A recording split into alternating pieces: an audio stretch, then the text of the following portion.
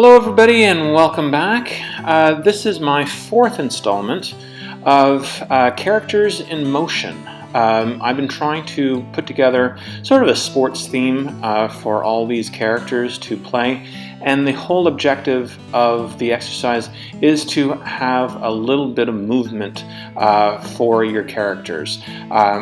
So sports is a great theme. You could also do dancing. You could also have a fight scene between two karate players, that sort of thing. So in this particular case, I chose baseball. And the second objective is to make sure that they're in at least a decent perspective, making sure that the character in the background is shorter than the one in the foreground, and then to have some sort of backdrop for your drawing. As you can see, I have an old wooden fence for the baseball diamond. So as you can see, the pitcher is a lot closer than the batter, and I've been pretty consistent on using the same characters for all my little drawings, so you could do the same. So I chose some colors, some nice bright colors for their uniforms and that sort of thing to make sure their clothing does stand out. I would say the third objective is to make sure the clothing is loose-fitted on your character and making sure that it is not skin tight to the player. So as you all know, that the costume does drape on the character, creating a really nice dimension for your characters and make them look a lot more lifelike. There's always that tendency when you're starting out with drawing characters to make the clothing the same thickness as the body itself, and obviously it is not.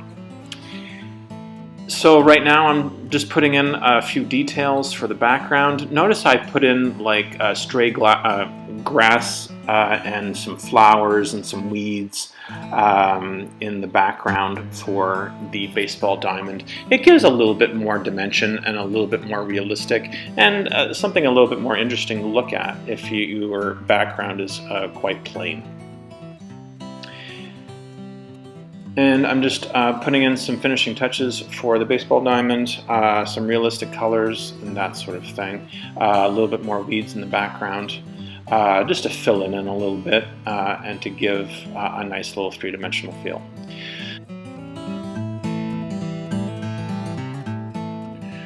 So here is my finished drawing, and I took the time to superimpose some red lines just to give you guys the idea of it being in a perspective line or a three-dimensional line, just to give your characters a little bit of dimension.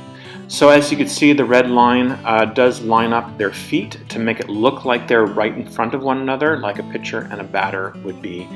And also the batting cage in the back, it is not straight on. There is sort of a triangular diamond shape.